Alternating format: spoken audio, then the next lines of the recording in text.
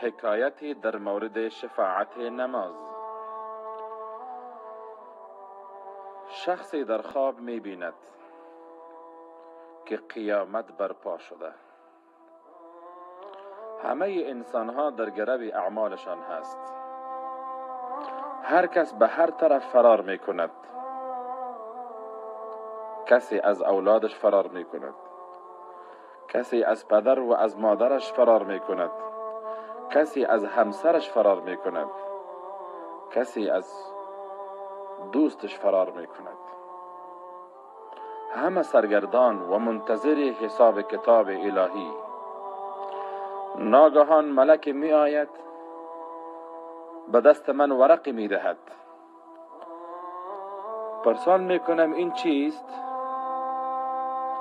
جواب می دهد این عمل نامه‌ات هست. عمل نامه من؟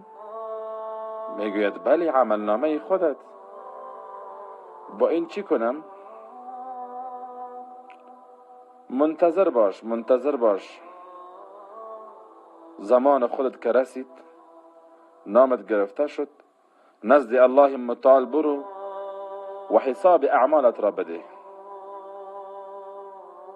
یا الهی چه امتحان سختی است. نزد الله حاضر شوم و امتحان بدهم؟ بله.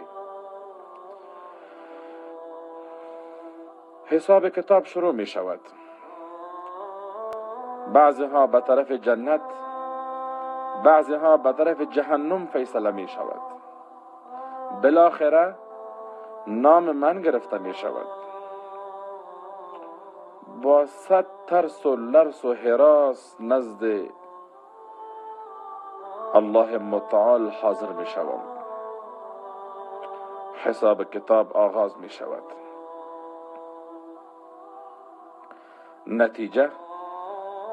نتیجه من به طرف جهنم می شود. با اعلان نتیجه سخت پریشان می شوم. گریه و فغان و ناله و واویلا می کنم، اما هیچ چیز به درد نمی خورد. یک بار می گویم آها شاید اشتباه شده باشد. به نام من در دنیا هزاران انسان دیگری هست. هزاران تن دیگری زندگی می کردن. شاید اشتباه شده باشد. ملک جواب می دهد در این نظام اشتباه وجود ندارد.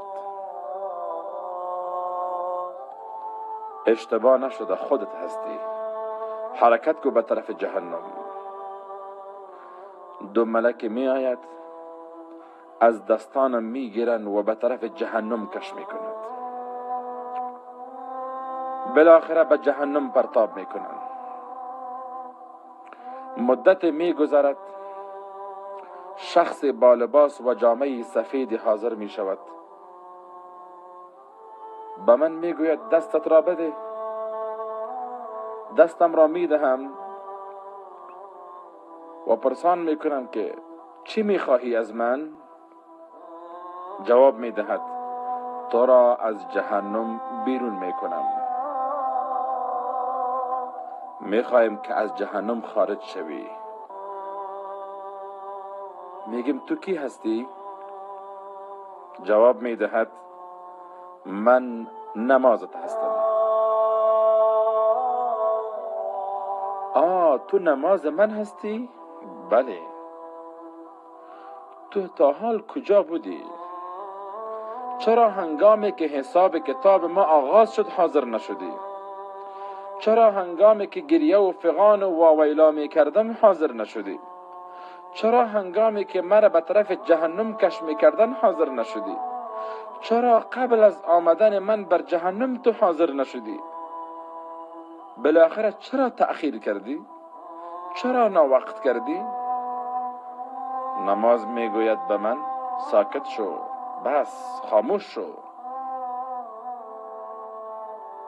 ای بنده گناهکار،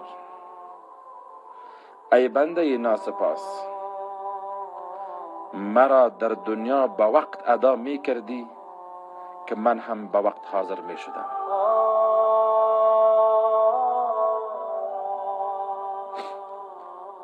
من را به تأخیر ادا کردی، من هم به تأخیر حاضر شدم. متوجه باش، اگر هیچ ادا نمی کردی هرگز حاضر نمی شدم.